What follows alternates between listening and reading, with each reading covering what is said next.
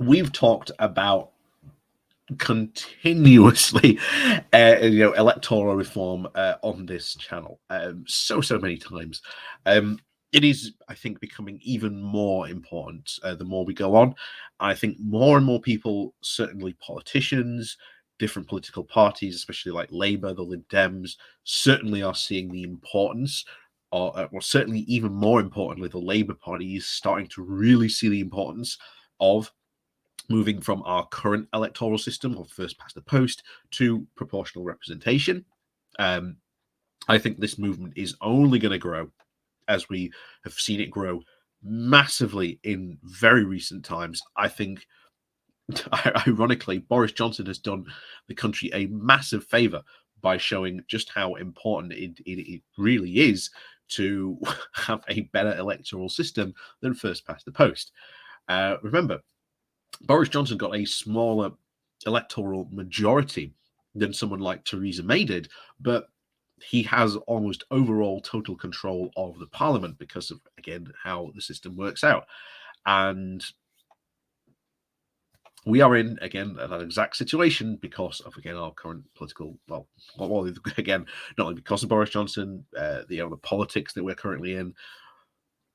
And can electoral reform sort this out? Yes, it will help some things, maybe not others, but again, people still have to vote. And I constantly tell people, hey, there's a large group of people who do not vote in this country. Whether having PR or not will encourage them to vote, is certainly a valid question, I think, to ask. But it is certainly something that we can hope will get more people through the polls when we sort of do change the system. But of course, as I've talked, it's not just about Westminster, it's also about the House of Lords as well. So before we go diving into this, please do remember to hit that like, share, and subscribe button. And of course, down below, there are links to my Patreon page and a one-off link called Buy Me Coffee, where you can buy me coffee. And as always, thank you very much for watching and to all those people who do help and support the channel. So today's comes from Labour List, which is, of course, a little Labour blog. And of course, this comes from Ben Bradshaw, talking about his support for not only Labour to commit to electoral reform, but the importance really of it as well. So once again, we're going to cover electoral reform, why it's important, and why almost certainly Labour should be supporting this. So if you are a member of the Labour Party like myself, please do make sure that your local Labour Party is supporting movements to get a motion at the next conference for proportional representation. I know that many up and down the country are already have done that or are in the process of doing that.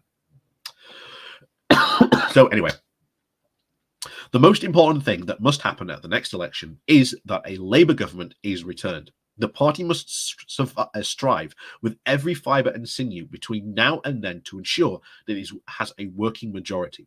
However, the leadership also needs to be pragmatic and prepare for a turn of events where it needs to work with other progressive parties to dislodge the Tories from office. We talked about that before as well.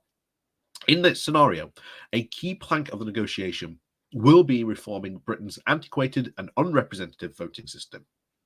Any of the progressive parties that Labour would be negotiating with, whether towards a coalition agreement or a loser agreement, have already detailed a long-standing positions on electoral reform.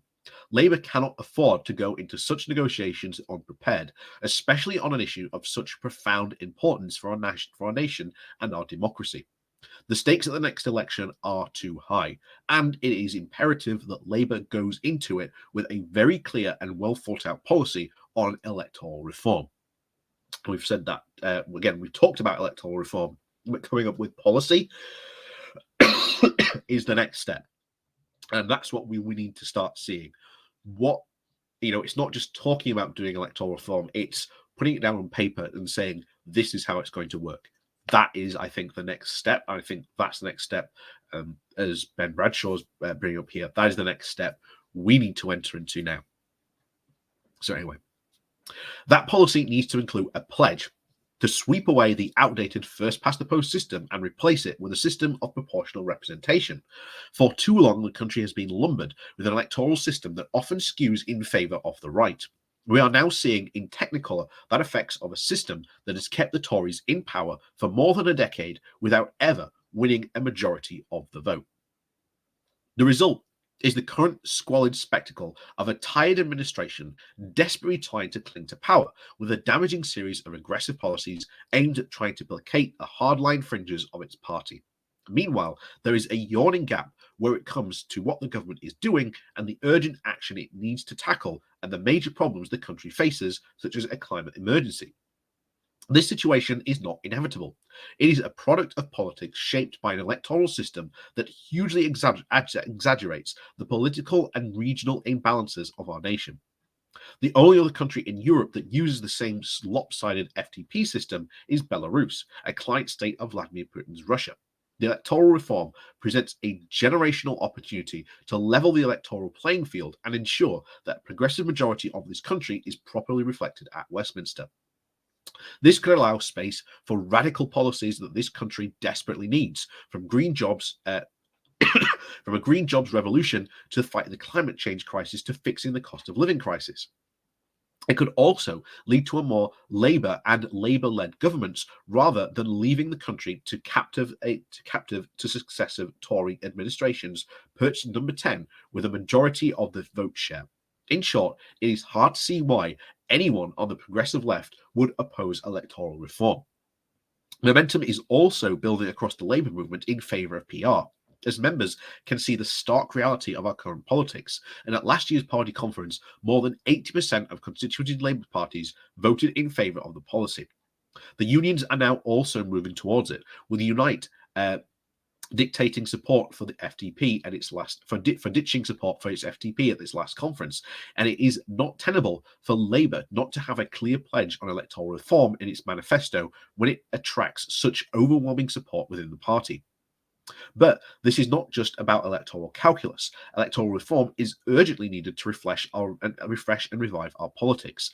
PR would mean that the future elections are fought with parties pitching a vision to the whole of the country rather than focusing on a handful of swing voters in marginal seats. Tactical voting would be banished as an anachronism, and people would be able to step up into voting booths knowing that they can cast a ballot with their heart and conscience rather than holding their nose and picking the least worst option. This would give our democracy and trust in which has been badly battered in recent years a much needed shot in the arm.